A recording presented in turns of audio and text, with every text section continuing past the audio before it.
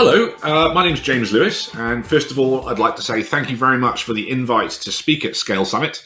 It's an event that's been going for a while now, I think, with different names, and I've always been really interested in attending, but I haven't managed to. So to speak here is fantastic. So thank you very much for the invite. So, as I say, I'm James. I work for a company called ThoughtWorks. We're a bespoke software development consultancy. You may have heard of us. And my job is technical director. So these days I spend most of my time sort of advising CTOs and boards on technology strategy and working as a coding architect, helping out our teams when I can. I still like to write code, you'll be pleased to know. So what I'm going to be talking about today is the topic of scale, flow, and microservices. But it's not the sort of scale that you might expect. It's not scaling software systems, although tangentially it is. It's not web scale software architectures, although tangentially it is. Also, in terms of flow, this is not the flow of work into production or the flow of value. This is about things like the flow of blood through our circulatory systems and the flow of information through companies and through cities. And finally, I'll be talking a bit about microservices because, hey, I'm James Lewis and I always have to talk about microservices. So, when Martin and I wrote the definition for microservices back in 2014, we did say that we cannot say there's a formal definition of the microservices architectural style, but we went on to describe a series of characteristics that microservice architectures tended to display. And these are those characteristics. And these characteristics have some things in common, or certainly several of them do. So these top six, these all talk towards the idea of decentralization. They talk to the idea of pushing data away from big centralized databases towards ownership by individual services. They talk about decentralizing governance, pushing governance down to teams rather than having it pushed down through a hierarchy. They talk about splitting up our organizations into business capabilities and concentrating on the business concerns of those capabilities rather than technology concerns. And they talk about, obviously, componentization by services. And what, as I say, all these things have in common is this idea of decentralization, of pushing things to the boundary, of loose coupling between software systems. And because of Conway's law as well, loose coupling between product teams. Now, I'm very lucky. I get to go all around the world, actually, and I get invited to some amazing events globally. And last February, I ended up at an event in, would you believe, the Caribbean island of Anguilla. And whilst I was there, drinking, maybe a rum and coke or two on. This is Shoal Bay East, one of the top 10 beaches in the world. I ended up meeting some really, really interesting people. I mean, I'm so lucky to be able to do this, but I'll show you what I mean. So this is me with Adrian Cockcroft, who led the Netflix cloud migration. You might be aware of him. But this, ladies and gentlemen, on the end here is none other than Mr. Melvin Conway of Conway's Law fame. Now, I actually thought he was a myth. He's just this mythical individual who sort of existed back in at the dawn of software architecture and sort of disappeared. But actually, he is real. There he is. I met him. He's a lovely, lovely chap as well. If you don't know what Conway's Law is all about, Conway's Law essentially says that the way your organization is structured, the way your teams are structured, will influence the software that those teams build. In fact, the software architecture will come to mirror the organizational structure. And it's due to the way work flows and information flows within organizations that is the case. It's an information theory thing, essentially. This is my colleague Evan's description of this, which is to design the organization you want, and the architecture will follow, kicking and screaming. Now, whilst we were at this event, we had a conversation during an open space. It was an open space with the topic of the uses we put Conway's Law to over the years. And, Adrian Cockcroft was there explaining how at Netflix they align their teams according to Conway's Law. So they'll have, the UI teams many of them sitting next to the platform teams, sitting next to the microservice teams and so on down the stack. So Melvin Conway, as you can imagine, was just had his head in his hands at this point, thinking, "My word, I wrote this in 1968, and Netflix are organising themselves according to its principles." it was really sweet actually seeing Mel exposed to the fact that his ideas have been hugely influential. But at the same time, and this is where we get onto the idea of scale, someone also mentioned someone from Amazon, who I won't name, because it was Chatham House rules, but someone from Amazon said something very interesting, or what I found very, very interesting, which is that the bigger we get at AWS specifically, the easier it is to get bigger. The more teams we add, the faster we can add more teams, and the more products we build, the faster we can build more products. Now, think about that for a minute. Think about the organizations you work in. Is it the case that in most of those organizations, as you get bigger, things get faster? As you add more people, things get faster? It's not in most of the organizations I've worked in or been consulting in. So this is the paper, this is an excerpt from the Mythical Man Month that Fred Brooks wrote some time ago, which is the sort of canonical place to point people, when talking about, how software programs scale, essentially. And one of the quotes, the famous quote from this, which is the received wisdom we've been working on for years, is that adding manpower to a late software project makes it later. But this flies in the face of this comment from the Amazonian person, which is that as they get bigger, it's easier to get bigger. As they add more people, they go faster. So I was intrigued by this, and I went home and, being a nerd, I did some research on the web, and what I found was if you plot AWS's employees versus AWS's revenue, as they double in size, they more than double their revenue. So as they get twice as big, their revenue gets more than twice as big. And this is really counterintuitive. We'll come on to this why this is so interesting in a minute. But that's what that exponent there, x to the 1.15, means. It means they are scaling super exponentially, faster than exponential. We can talk about exponential rates. I think it's very familiar to everyone when we talk about the R rate now for the spread of COVID. So R is a measure of whether COVID is spreading exponentially or not, right? And in this case, what we're saying is Amazon are actually growing super exponentially faster than they should. So that's kind of interesting. And in order to explain why that is, and this is what the rest of the talk is about, I'm afraid we're very briefly going to have to take a deep dive into a brief and almost certainly incomplete introduction to nonlinear dynamics and complexity science, complex adaptive systems. But first, I'm going to ask some questions. Obviously, these will be rhetorical given the pre-recorded nature of the talk. But the first one is, what do mice and elephants have in common? They're both mammals, of course. They've both got, I guess, ears and generally tails. Only one of them's got tusks, but mice have got teeth, I guess. But what do they have in common? Well, there's some really interesting research that's been done over the years on mammalian biology. And one of the things that's come out of this research is the one thing that mice and elephants and blue whales and humans have in common is blood pressure. So would you believe that blood pressure is an invariant with size? As mammals get bigger, their blood pressure stays the same.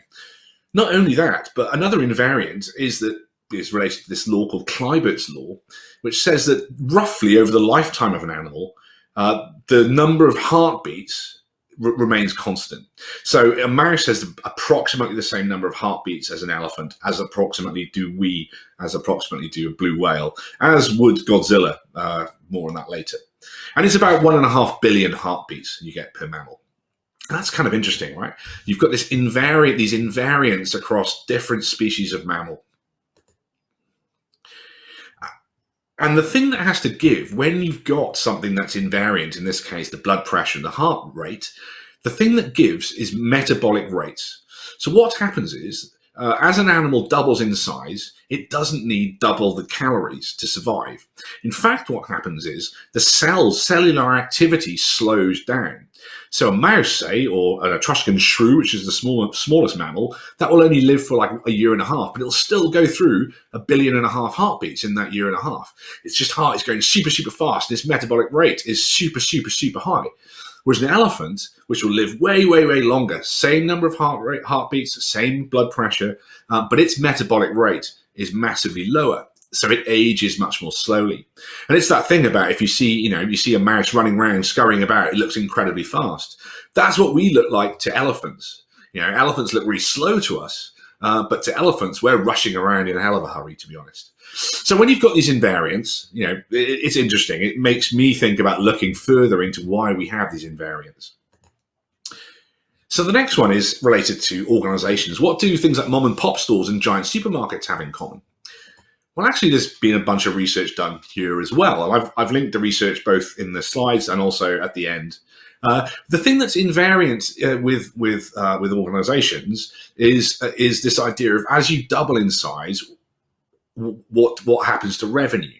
And if you look at very differently sized organizations, what you find is they follow another one of these weird straight lines on a graph. Actually, what happens is revenue scales with number of employees following a scaling law with an exponent of 0.85. So in that graph with Amazon, that was x to the 1.15. This is x to the 0.85. So as a company doubles in size, it only generates 85% of the revenue, generally. This is for most organizations. Obviously, there are outliers. Amazon seemingly one of them. So here's another question. What do Hamburg and Leipzig have in common, or cities as they double in size? Well, if you look at the amount of infrastructure needed in cities, as by which I mean things like sewage pipes, water pipes, electricity, cables, number of petrol stations, this kind of thing. As you double the size of a conurbation of a city, you only need roughly 85% of the infrastructure. So this is an economy of scale. Infrastructure in cities scales with population with an exponent of 0.85. And that's true, that holds for road length, petrol stations, number of restaurants, water pipes, electricity cables, as I say, lots of these different things. So for me, right, I'm a former physicist, failed physicist, I should say. And when I start seeing straight lines like this in graphs with roughly similar numbers, but in vastly different settings, it makes me question what's going on. Is there something underlying that means that cities' infrastructure scales as they 0.85 as they double in size, corporate revenue scales 0.85, metabolism scales at 0.75 as mammals double in size.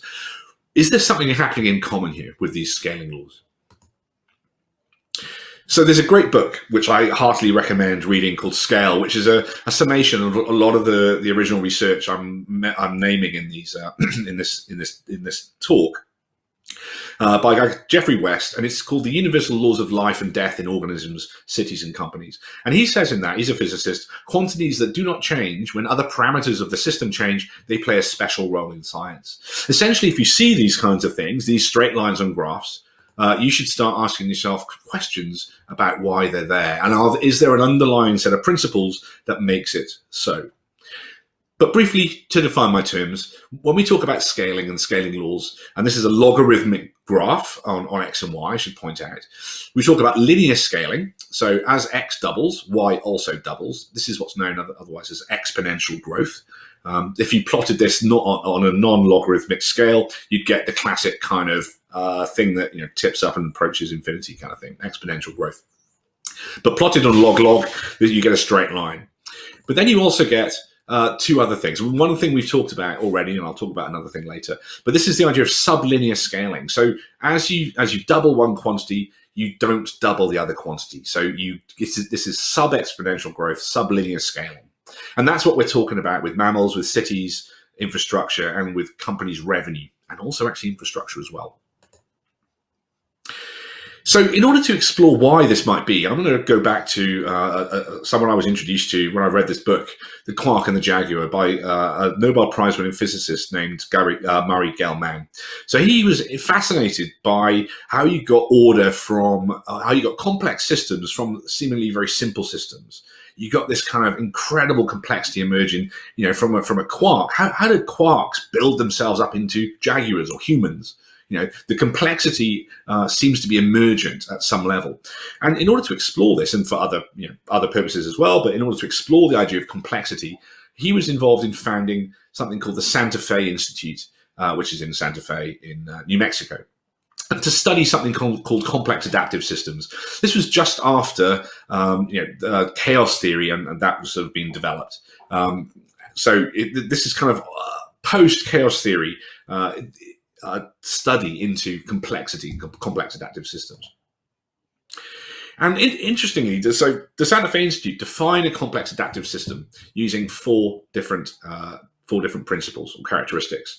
So complex adaptive systems are self-similar. So they're made up of things that are similar to each other. So in our case, it's things like cells. We are self-similar with a mouse in the sense that we both have cells that are the same size. We're built up from them. They're also self-organizing. So, when we are growing, our cells self-organize according to a series of instructions in our DNA into things like lungs, into things like the heart and the circulatory system. Also, they're complex. So the whole is greater than the sum of the parts. That's what they mean when they say complex.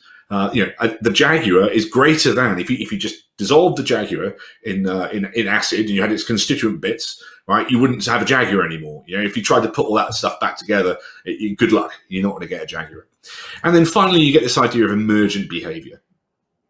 Right, so emergence, the behavior of the whole cannot be predicted by looking at the self-similar. You can't predict what I'm going to do by analyzing my cells under a microscope, essentially. And even more interestingly, when you dive a bit more deeply into these scaling laws and these straight lines, what you end up seeing is that, in fact, there are three simple principles that can describe or explain these different scaling laws. I'm going to go on to explain these principles now. So the first one is the idea of a space-filling fractal network. So that's a set of long words. Essentially, it means a hierarchical graph of things, right? So if you think about the road system in a city, if you think about the way information flows, or even network cables in companies, and our circulatory systems in mammals, the circulatory systems of mammals. Then you have this idea of invariant terminating units. So this is in mammals, it's cells. In organizations, it's people and things doing work. And in cities, it's houses and people. I've actually been trying to get, being a consultancy, I've been trying to get our HR department to rename us away from the usual meat bags, which, that's what we are, human resources, to be called invariant terminating units, because I think it's probably better. Anyway, so you have invariant terminating units. You then have an optimization process. Now, in nature, with biology, optimization takes a long time. It operates on geological time frames via evolution. But for cities and for companies, actually what we're seeing is market forces providing the optimization process. And with these three very simple things, you can explain these scaling laws. I'll come on to why that is in a moment.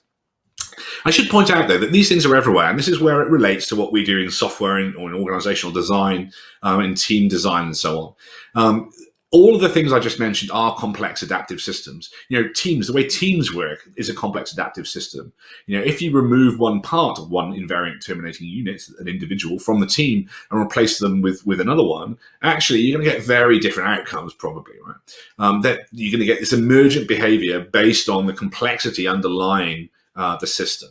So teams are CASs, as are software systems. Software architectures are complex adaptive systems, and organizational systems, the way companies operate, these are complex adaptive systems. So just to summarize this a little bit, the patterns we described in those graphs that I showed you, around metabolic rates, around infrastructure scaling, they can all be described by these three simple principles. And it should be pointed out that in general, hierarchical fractal space-filling networks define scaling laws or constrain things to scale with an exponent less than 1. You tend to be only able to scale at about 85 or 75% if you're organized using hierarchies. So whether that's in biology, companies, or cities. So what does this mean? It means if you double something in size, you don't double the other thing. If you double in size, you don't double revenue. If you double the size of an animal, you don't double the number of calories they eat. They consume. They consume less than you think. I should point out the most famous scaling law, which is Galileo's scaling law, which is, of course, that surface area and volume scale differently. So surface area scales as the square, and volume scales as the cube. I'm going to point this out because it's led to some interesting things happening over the years. So this is a fun thing that happened with an accidentally So I'll explain. So back in 1962, there was some peer-reviewed research into whether elephants generated LSD in their brains themselves. So in order to test it, which might explain some strange behavior. So in order to test this out, they actually gave an elephant called Tusco LSD. Now, the problem was they scaled the dose up from the safe dose for cats, right? Basically linearly scaled up from the safe dose for a cat. Whereas in fact, because it's a 2/3 scaling law, basically, surface area versus volume, they gave it vastly too much. So instead of giving it the right dose, they gave Tusco the elephant approximately 100 times or so the safe dose, which is not so great. And the elephant immediately had an epileptic fit and died. So not so great for Tusco. But this has some implications for things like, scaling paracetamol dosages. And until recently, paracetamol and medicine dosages were scaled linearly as well. So as we were giving our children, medicine, until quite recently, by which I mean, within 20 years, we would have been giving the wrong dose, and way too much, in fact. Anyway, fun fact, Godzilla is about 106 meters tall, and maybe in the Q&A afterwards, I can ask you the question for homework, and we can do some homework, which is how wide would Godzilla's legs need to be in order to support its body weight at 106 meters tall? And we're not going to give it acid because that would be bad. I think Godzilla's bad enough. Godzilla and acid, just not great. So this next section is on corporate metabolism. And we're going to talk a little bit about why companies slow down and why we experience companies slowing down. To do that, we'll explain a bit about why metabolic rates slow as the size of mammals increase. So if you think about an elephant and a mouse, elephants are about 10,000 times heavier than mice or rats. But actually their metabolic rates are only about 1,000 times larger, despite having roughly about 10,000 times as many cells to support. That means that the elephant cells are operating at about the 10th rate of the rats, which means that they suffer a lot less cellular damage. And consequently, they live much longer. In fact, as I might have mentioned, they don't even get cancer, really, elephants. And why is that then? Well, it's all to do with how their circulatory systems, or our circulatory systems, work, and the depth of the hierarchy of the circulatory system. Essentially, the bigger the heart, the more volume that the heart is having to shift through the circulatory system. And the fun thing about the circulatory system is that, you can feel your pulse. We go from a pulsed circulation, where the heart is beating, to continuous flow in our capillaries, which are feeding our cells. And actually, that's that bit where the change from pulse to continuous flow is the important bit about metabolic rate. Essentially, what it means is that the depth of the hierarchy leading to that bit of continuous flow that decides the metabolic rate of the creature, because our capillaries have to have this continuous rate of flow in order to feed our cells. Instead of this pulsed flow. But in order to shift the volume of blood around, you have to have a pulse, essentially. And so the bigger the heart, the deeper the hierarchy of cells, and the more flow.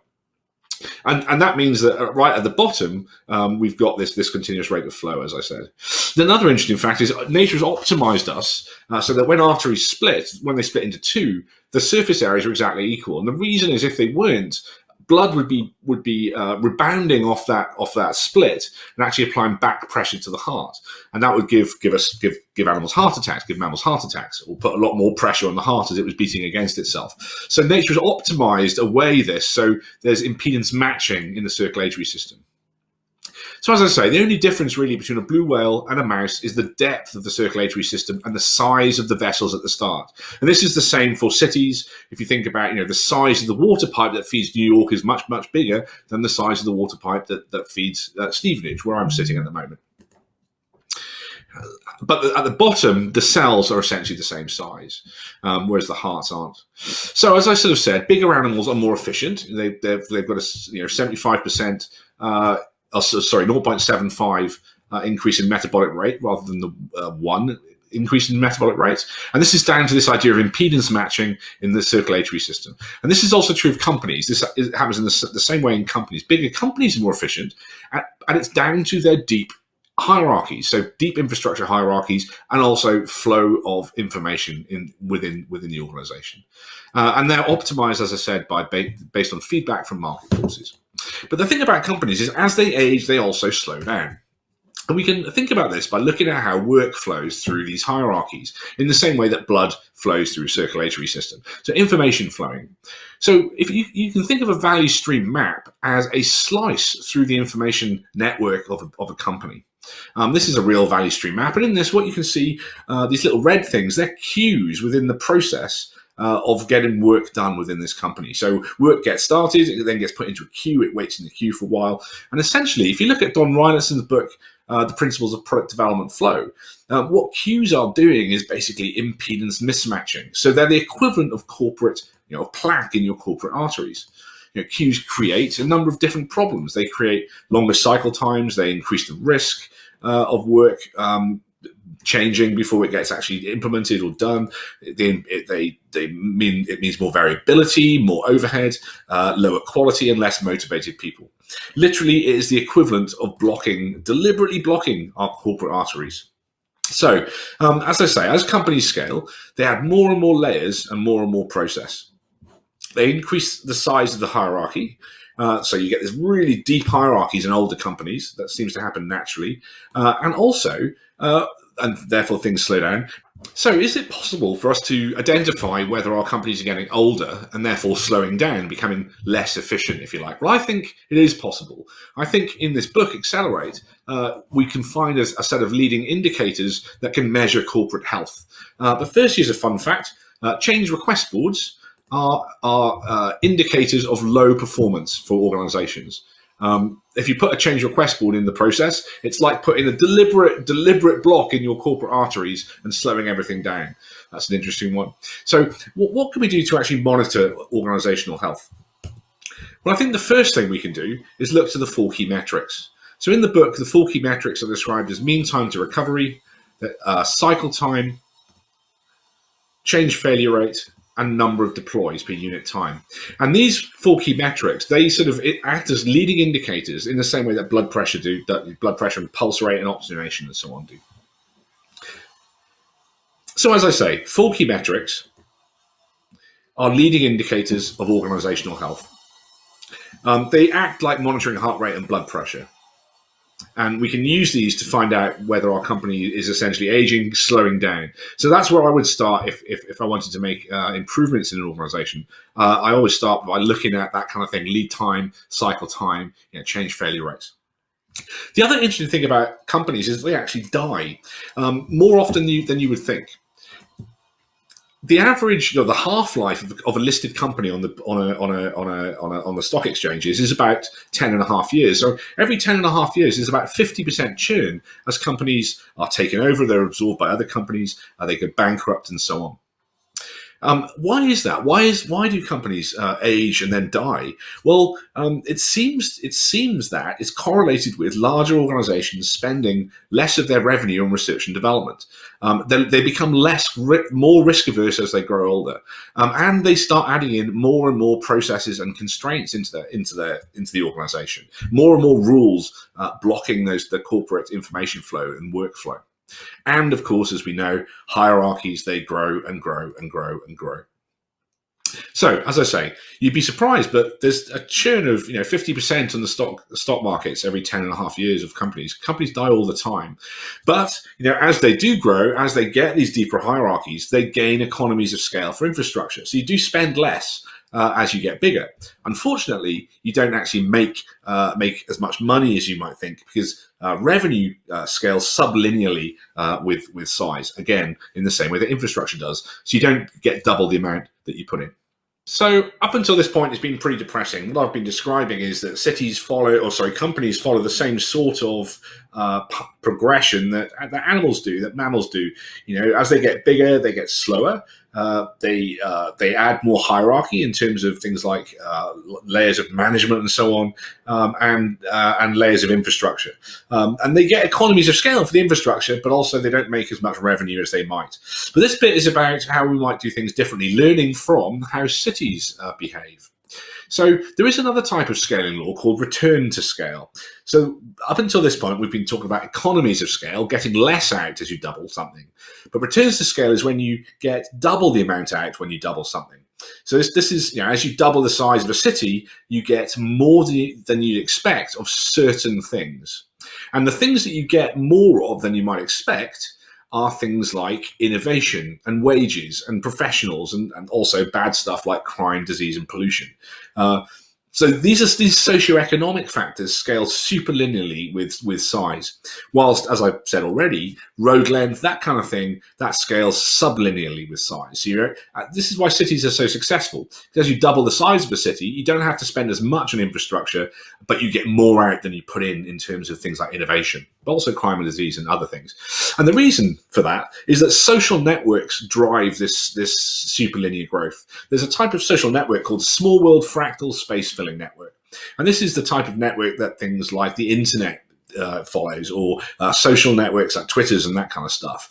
And these social networks are built up in cities around something called Dunbar's number. Now, it's probably familiar. Most people know about Dunbar's number as about 150 to 200 people, and that's why many offices are designed to be that sort of size. But there's a whole range of Dunbar's numbers, starting from 5 or going all the way up to in multiples of 3, because reasons, up to about 500. And the reason for Dunbar's number, the reason that Dunbar's number is so important is because it relates to the number of connections that we can hold at any one point in our heads as humans. So Dunbar's number of 5 relates to our nuclear families. So if anyone says, ask me if I love one of my kids less, well, I've actually got there's 6 of us in our nuclear family, and actually Dunbar's number of 5 suggests that either I do love one of my kids less, or actually I love my wife less than my kids, which is a bit awkward. But this is us on holiday. The next Dunbar's number I want to talk about is 150, and this is the sort of connections you'd have in your head in a village. Historically, this is my wedding. So there's a reason weddings are about 150 to 200 people generally in Western societies. It's the number of sort of acquaintances and friends you have as a group, about 150, and then 500, 3 times that. That's the maximum sort of number, and it relates back to when we were essentially hunter-gatherers. When we were a nuclear unit, that was having to find a cave every night and put paint on walls. Then that was the number we were optimized for. And then as we sort of as humans evolved, into larger and larger groups, the other Dunbar's numbers come into play. And the interesting thing, why is it that Dunbar's number controls this? Well, it's down to the fact that with cities, we get to choose who to associate with. This is the multiplicative effect of cities, if you like. Because if I'm in a village of 150 people, those are all the people I know. That's my Dunbar's number. But if I'm in a city, I can choose who those 150 people are, who I associate with. And that's what drives innovation. That's what drives the close networks of professionals and lawyers and software engineers and us actually choosing to come to the Scale Summit. So you've got these 2 types of scaling. You've got returns to scale and economies of scale, and they're driven by 2 different types of networks, of fractal space filling networks, either hierarchical, which drives economies of scale, or social networks, which drive returns to scale. And interestingly, if you think about how small world networks grow, it's how cities grow. They actually grow fractally generally on the outside, on the outskirts of the cities.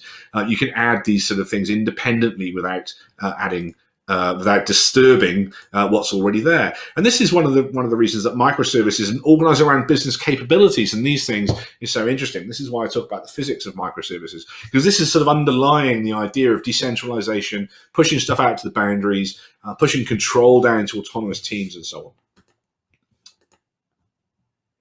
So as cities grow, they exhibit, again, economies of scale for infrastructure, and they gain returns to scale for socioeconomic factors. And interestingly, the other thing about cities is they don't die, or well, in very few cases they die. They don't die. In most cases they don't. So this led me to think, are there organizations that are structured in this way to take advantage of both returns to scale and economies of scale?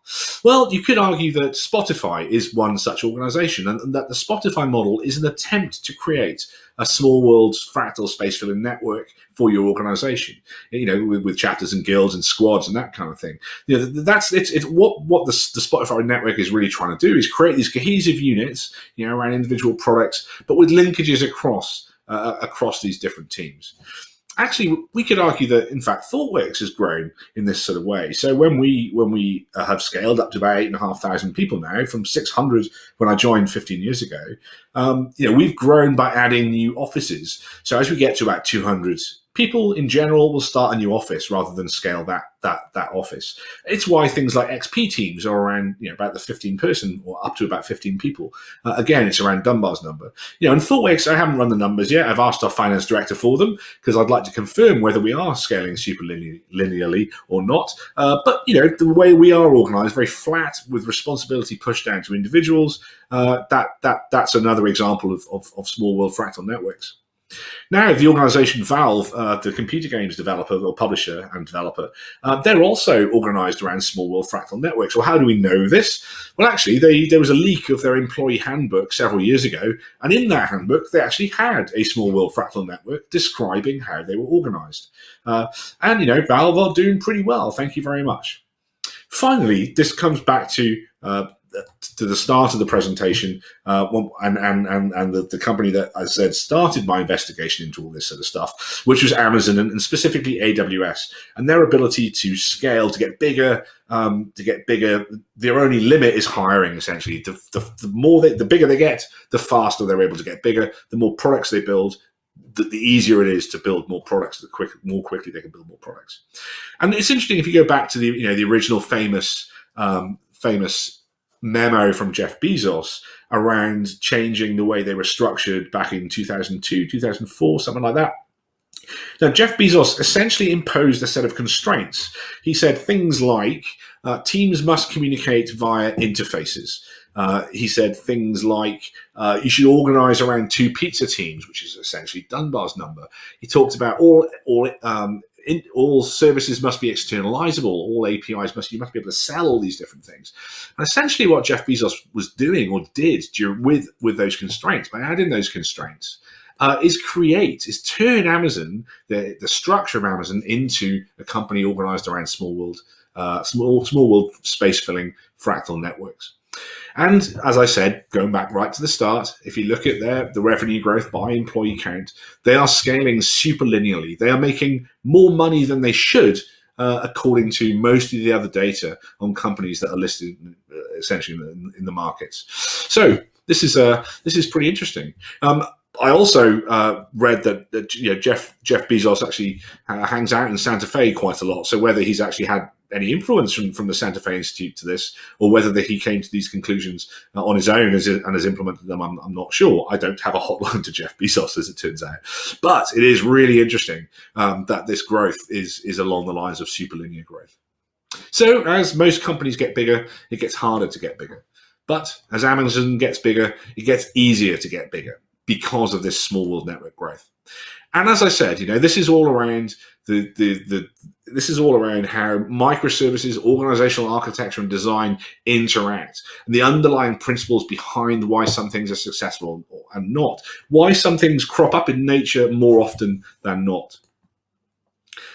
I'll go back to this quote. Quantities that do not change when other parameters change, they play a special role in science. And we can attempt to describe what we see as common characteristics for architectures that fit the label of microservices. The underlying principles behind microservices are around decentralization, they're around autonomy, they're around splitting things up into small decoupled units in the same way that the teams implementing those things are also decoupled, are autonomous, and are small, essentially. Small world fractal networks for your architecture and for your organizational design. I'd like to point out, just recap, that performance, I think, can be predicted by the rate at which information and work flows. So how do you take advantage of some of this? Well, I would say start where you are. Take your temperature, take your blood pressure as an organization. Look for those leading indicators of organizational health and start measuring them. And then look look to improve them gradually over time. Social networks imply super exponential growth, super linear growth. So how can you take advantage of that in your own organizations? Well, one thing you can do is one thing you could do is maybe experiment with small world networks. Is there a way, if you're in a big organization, of creating some kind of set of teams off to the side that are organized in a more socially networked way, as opposed to hierarchy? Because sublinear growth and hierarchy fundamentally implies mortality. It fundamentally implies aging and slowing of organizations over time. So can you experiment with social networks? So to quote Stephen Hawking, finally, I think the next 21st century will be the century of complexity. There is no limit to the complexity that we can build using these basic laws. And it wouldn't be fair if I didn't finish up with a bit of Godzilla facts. So I don't know if anyone knows how wide Godzilla's legs would be, but if I say that it would urinate enough to fill an Olympic swimming pool every day, that might give you some idea of the size of this thing, its scale. They would have 60-foot diameter. Its legs would be. In order to support its body weight, but of course, at that rate, it would collapse in and of itself anyway. Its heart would be about 100 tons. It would pump 2 million liters of blood around its system, and I think its heart would beat about once every 2 minutes or something like that. This is all the original research. I hope you enjoyed this talk on different types of scale. It's something I've been fascinated by. There's lots more stuff out there around complexity and complex adaptive systems. Look at the Santa Fe website. They've got a whole load of MOOCs that you can do for free or for very nominal charges around a lot of this stuff, and it's super interesting. Once again, thanks for the invite. I'm James Lewis. Thank you very much. Wow. Thank you very much, James. That was a really interesting talk, and I hope everybody has found it incredibly interesting. James is joining me from his kitchen to answer questions that people have asked in the chat. Please continue to ask questions in the chat. If you've got any burning questions that you want to ask James, then put them in and we will ask them. But I think I'll start. Do you want to do a quick introduction, James, before we start? Yeah, I guess I can do. So, hi, everyone. I'm James Lewis. I've been at ThoughtWorks a long, long time now. Generally, I spend my time working on sort of tech strategy with sort of execs these days, although I still write code. And my current side project is actually related to this talk around complexity theory, complexity science, which is about building an agent-based model of organizations. So, Conway's game of organizations, to pun in several different dimensions. Great, thank you. That's really interesting.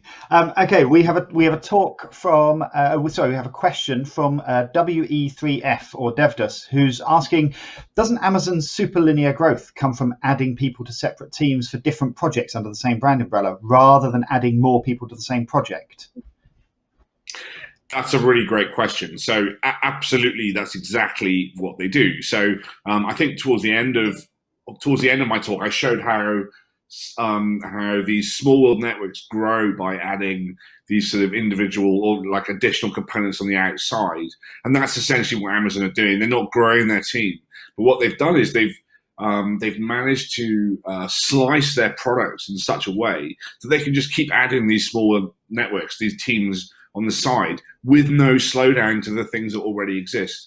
And of course, this is also related to the fact that what they've done is built this platform underneath, which supports this. I mean, this is not just a pure play from the perspective of teams, team organization.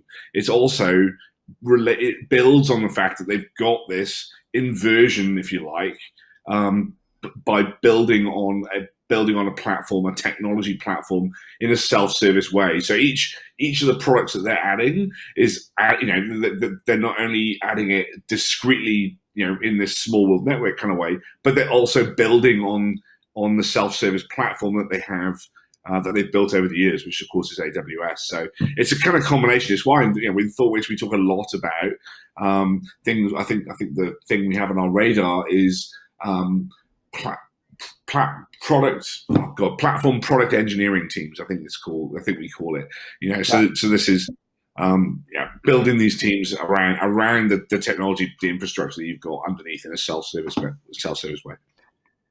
And I guess very related to that, like you claim that deep hierarchy is a sign of aging. Does it follow that the entirely non-traditional, non-hierarchical organisations who have that supporting platform are naturally better at this?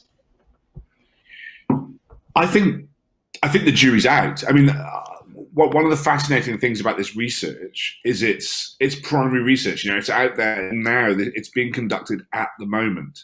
It's this is not something that we can lean on. Like Conway's Law, which is 50 years old, say, or other research which is much more established. This is actively being looked at now, and also I hope I pointed out that there's much less data available for companies. They're being treated much more like black boxes. So identifying the same characteristics in a company, it doesn't mean you've got the same amount of data in order to draw those conclusions, because obviously they tend to be much more private about that sort of information within the company.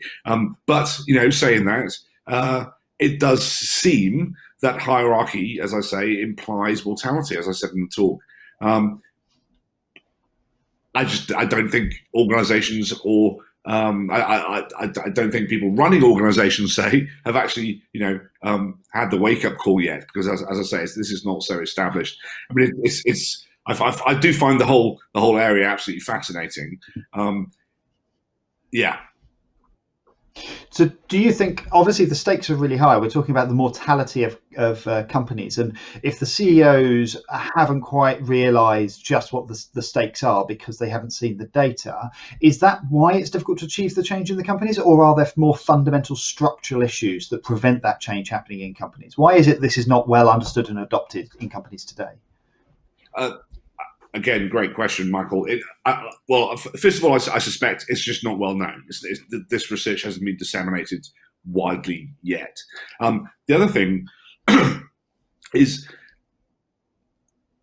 it is a deeply structural issue in essence, right? I mean, as organizations grow, it's natural for hierarchy to increase, or for, as I think I talked about, value streams to expand, right? So if you're quite small, it's quite usual for you to have, say, a value stream from requirements from a product manager to flow into a development team and to be continuously delivered into production. If you're 100 years old, you've built up sort of scar tissue essentially around process, based on the fact that the techniques we talk about for managing complexity these days in software engineering are relatively new still. Continuous integration, that's not that old. I joined ThoughtWorks 15 years ago. I think Cruise Control, which was arguably the first CI server, that came out maybe a year or two before I joined ThoughtWorks. The technique itself, the techniques for managing complexity in the delivery of value into production are really, really relatively new. If you go to a retailer, you go to retail banks, you go to these big established companies, they've got these value streams that will take months, because of this scar tissue. Back in 1975, Bob accidentally deployed something into production that broke a thing. Well, obviously, in that case, we need to employ 100 QAs to go through a UAT phase, a regression testing phase manually. We need to do a performance testing phase, all of which deepens the value stream, if you like, and slows everything down. Now, how do you fix that? Well, you can't just say we won't do the regression testing, we won't do the UAT phase anymore, because if you don't have the continuous delivery nous or chops upstream of that, then you are just going to let a ton of defects get into production, and so breaking these chains is, I think this is the real difficult problem that many large, older, aging, if you like, organizations face. I think so. I totally agree. I always love the quote from the founder of Netflix, which is that an organization's HR policy is just its organizational scar tissue. Every line in that HR manual that says, you must not do X is the result of a story somewhere in the organization where it once happened, which I find fascinating when I look at HR manuals. So I think that's really relevant. There's a really interesting question in the stream by Dave10101, which is, how can you tell that this is not just correlation rather than causation? Lots of those Silicon Valley companies are also wearing T-shirt, offering free lunches and drinking trendy coffee. It doesn't mean that if you do those things, and I've seen startups and government organizations try to do that and think that that will get them all these benefits. How do we know that this is causation, and how do you track down that cause? Again, another brilliant question. So I might have been in a meeting even with you, Michael. I can't remember if you were there, but certainly it was around the time I know that we were working together a little bit, where one of the CTOs of a major UK government department, said, "I want to be like Netflix." I sort of looked at him and I thought, "Do you really want to be like Netflix? You want to, you're actually delivering this." This service to our citizens. You don't really want to be like Netflix. And I think there is definitely this cargo cult. Well, let's jump on this. Now, in terms of correlation versus causation, it sort of relates a little bit to what I was mentioning a minute ago. It seems when you look at the data and you run the models that this makes sense, right? It's not that, as I say, the primary research is still coming through for companies. In fact, I've sort of been working a little bit with someone in UCL on whether we can actually do a bit more research into how organizations work, because there isn't much out there about organizations. There's a lot about cities, there's a lot about biology, and in those cases it does seem to be causation. The three principles I describe explain the things we see. It might just be correlation, you're right. With more research, I guess we'll find out.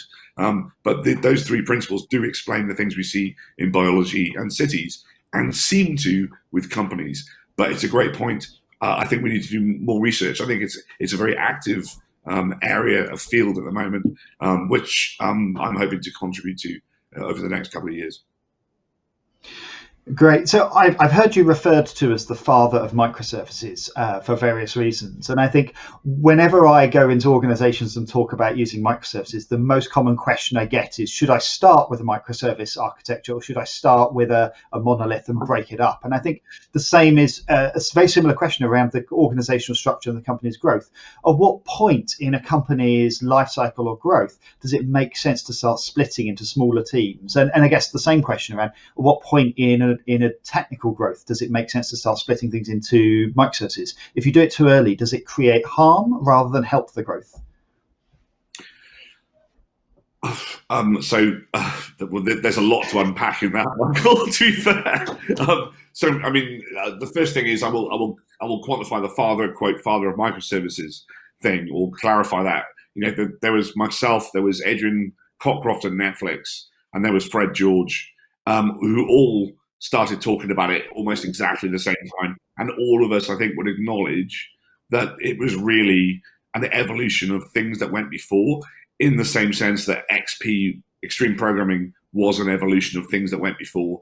In a sense, you could argue that microservices is about doing all the things that make delivering software or delivering adaptable architectures, doing all of that stuff together. So it builds on domain-driven design. It builds on Gorilla SOA from Jim Weber. It builds on Roy Fielding's. Originally it was about RESTful integration. Things have changed slightly. It builds on a lot of the Software Engineering Institute stuff around capabilities and modeling around business concerns and so on. So it was an evolution, I think, of things that went before. I'm quite happy that I coined, or was one of the people that coined the phrase, because obviously it helps pay my salary these days, which is good. In terms of where do you start? I mean, what I say with microservices is it depends always on your circumstances. Now, the first quote microservices project I worked on, or was this, I guess, the quote chief architect. I hate, architecture is an activity, not a role, but I was sort of playing the technical leadership role on that team, on that program. We didn't consider it microservices. We considered it good architecture, good architectural practice to break things out in a way that meant they had single responsibilities, that meant everything did one thing well, et cetera, et cetera. And I think this is maybe part of the problem with microservices. As more people have adopted them, it's become a bit more cargo culty. We have to have these noun services, have a user service, we'll have this service. Well, actually, what we were talking about was quite different to that originally. It was more about separation of concerns. It was single responsibilities. How do we manage the constraints of of solving the problem, if you like, that we had in front of us? Now, as far as companies are concerned, I think it's the same thing, right? There is no one size fits all answer. But as I say, the research seems to show that if you can organize around these numbers, around Dunbar's numbers, in units of that sort of size, you seem to get sort of benefits. So as I said with ThoughtWorks, we organize around Dunbar's number generally, geographically. It doesn't mean we haven't got other structures that sit over the top of that are designed to coordinate across groups. But that geographic constraint forces us to grow those communities locally. And it's one of those things that as we've grown, we've kept. Now, I'm not saying every office is 200 people, but what we do is if it is over 200 people, we put additional things in. When do you split? I would say in terms of microservices, it's about good architecture and the sort of the logical extrapolation of good architecture is how your teams are structured. If you quote agree with Conway's law and this kind of stuff, and the same with organizational design. I think it's the logical. If you accept that it's better if you organize in these decomposed and decoupled units, then it influences how you scale globally. So I mean, I'm talking about a company of 8,000 people. Amazon is obviously hundreds of thousands of people. You look at Valve, that's quite a lot of people as well. If you're a small organization, you don't hit these barriers until you get to a certain size. But I think what I really find fascinating is this idea that you can potentially work out when your structures are becoming broken, if you like, or when you are aging, by using things like the 4 key metrics. I think like the research that Nicole Forsgren, and Jez and Gene did with the State of DevOps report, it cannot be understated. I think how important that is for what we do in terms of scaling organizations, scaling software systems. They literally, I think they generally are like taking your blood pressure or your pulse rate. If you can use these things to guide yourself deliberately, in a deliberate manner, as opposed to it just accidentally happening to you. I think that's and we haven't seen that. We haven't seen how this plays out yet. I still think if you go to, I talk about the retail week or the Computer Weekly problem. If you're in an organization who takes their best practice from Computer Weekly, you're not thinking about 4 key metrics. You're thinking about various other things, about license costs. You're thinking about TCO, but if you are, as this becomes more widely disseminated, I really hope that we can use these tools to guide ourselves in growing our organizations. Yeah, I agree. We have in government, we have the concern around CTOs and CIOs making decisions via Gartner rather than decisions based on the context of their organization. It's more like, as Simon Wardley says, 69% of successful generals bombard hills, so I'm going to shoot that hill, is how we seem to make decisions. So I think there's an interesting question for organizations that don't wish to grow or are small. Are microservices a strictly worse technical architecture? If you're a small organization of 8 engineers, you shouldn't need microservices, right? Because you're small enough to be able to coordinate. Is it only as the company grows that it becomes valuable? Again, a really good question. So, I mean, so I'll go back to the project I was mentioning originally. So, I actually talked about this extensively in a talk in 2012 called Java: The Unix Way. Now, I don't think it's a simple yes or no or black or white answer, if you like, because in that situation, we were faced with a set of faced with a set of constraints, or a set of non-functional requirements that guided us towards microservices, like naturally. So those constraints were, we had really bursty, for a particular part of the application, we needed to ingest like tens of hundreds of thousands of records overnight, but during the day we had which was sort of really bursty. But then during the day we had come much lower lower levels of access to a particular capability. Now, how do you solve that problem? How do you solve for both of those concerns? Well, you could have a monolith, if you like, that you scale many of them. What we did instead was to create sort of a fronting service and a set of competing consumers that could, for example, drain the queue of these messages. And so when it was bursty overnight, they could scale out. And then during the day, when it was normal, the pattern of access for that service was different, then we could scale those consumers back. What we decided to do was run those in separate processes. Now, you could run those in the same process in a monolith. You could use in-memory queuing to do that.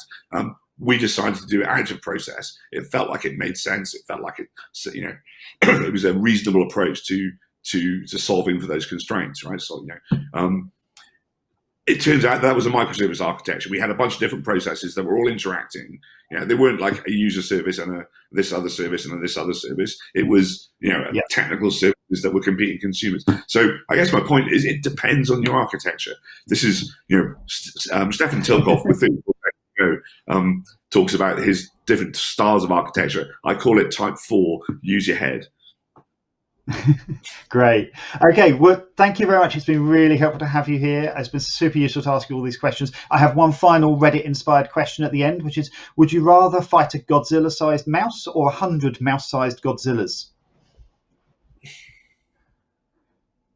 It depends on whether it's the Japanese Godzillas, because they've got like nuclear breath, and 100 of those nuclear breath would suck.